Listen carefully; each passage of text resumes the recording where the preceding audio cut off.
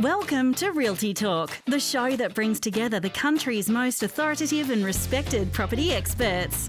Follow us on all the socials and subscribe for updates and exclusive offers. Realty Talk is powered by realty.com.au, connecting buyers, sellers and agents differently. Hello once again.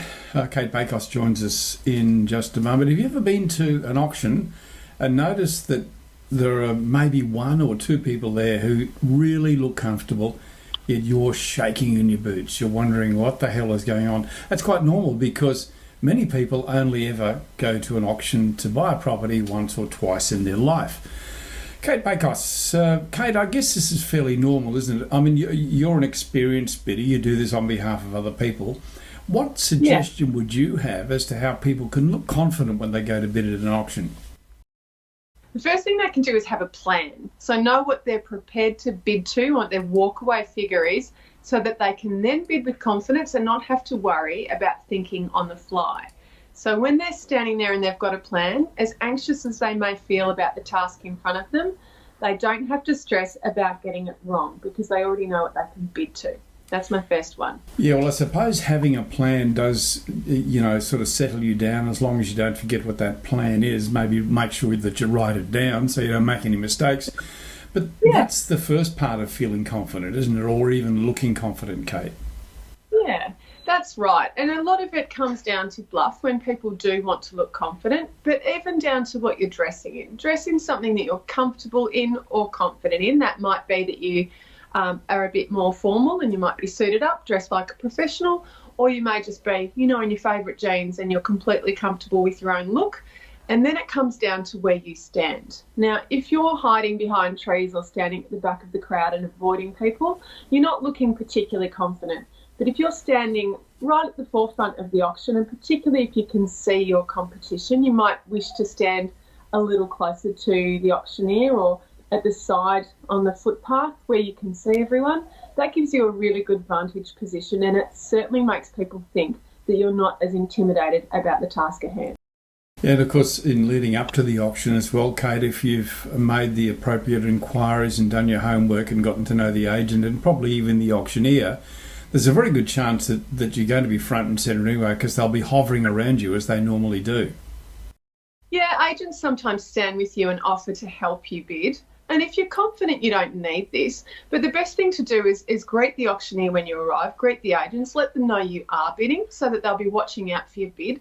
Not everybody has a loud voice, so they might wish to flag with the auctioneer that they do plan to bid so that their bid doesn't get missed.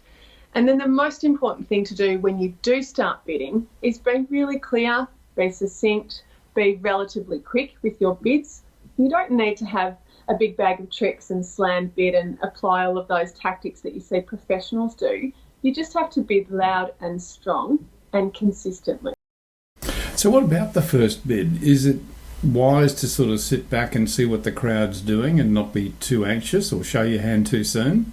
Yeah, good question. A lot of people think that standing back and waiting until the third call at the end of everything is the right tactic. Occasionally it's a good tactic, but most of the time it's a terrible idea. And if an auctioneer misses your bid, there are no late bids. They can't undo the auction. I've seen the hammer fall several times before when someone hasn't quite got their bid in, and it's quite devastating. My recommendation is if everybody else is looking at their shoes and the crowd is feeling anxious, be the first one to kick it off. And kick it off within the range or at a level that is probably under the reserve, but confident enough for you to assert your energy and let everybody know that you're there to buy the property. What about the crowd itself? I've heard you talk about reading the crowd. How do you do that? Is it important? It is important, particularly if you're a professional. And when it's the first or second time that you're doing it in your life, you may not be able to read the crowd with confidence. But there are a few little tips that I like to share. The first one is if someone's not holding a brochure, they may well be a bidder. So if they're looking a bit nervous, if they're swaying from side to side or smoking a cigarette or picking their nails or fidgeting or pacing, anything that looks a bit nervous or uncomfortable and they're not holding a brochure, there's a good chance they could be a bidder. Because bidders who have been through the property and they know what they're bidding on usually decline the brochure when they go through that property at the last half hour. So that's the first hint. The second one is if people are looking quite relaxed, if they're drinking coffee and playing with kids and talking to the neighbours, they're probably not bidders. So you don't want to be alarming yourself unnecessarily when you're eyeing off people that are not likely to be your competition. And then the last bidder that you need to be mindful of is the professional bidder. And in most cases, you'll be able to pick them because they typically dress like they're a real estate agent or an auctioneer. They're dressed for the part. Occasionally they're incognito, but usually you can pick them. You mentioned earlier in our chat in this segment about wearing a suit or something that you're comfortable in doing. If you do that and you don't normally wear a suit, you're not going to feel all that comfortable, and you're probably even going to look like a real estate agent. Possibly, but you'll have other people shaking in their boots. And so it depends on whether you can pull that stunt off. But if you are planning to bid, I do recommend wearing some glasses. It will give you a sense of being behind the screen. You'll also be able to cast your gaze at various people without moving your head. And if you're just wanting to look like a strong and determined bidder, standing tall like a soldier and firing out bids can be quite intimidating. So it just depends on what your bidder is comfortable with. Well, there you go. There's more proof that it's all about theatre. And I'm glad I'm not bidding against you, Cate Bakos. That's all I can say. Hey, when Kate comes back in our next segment, we are going to have a look at the common mistakes, and she'll give us 3 classics that I'd never heard of before. And Cate Bakos will join us again. Cate Bakos from a buyer's agent in Melbourne. Thanks for your time, Kate. We'll talk to you next time. Always a pleasure. See you soon. Miss something in this week's show or want to catch up on past shows? Do it anytime at realty.com.au, where we connect buyers, sellers and agents differently.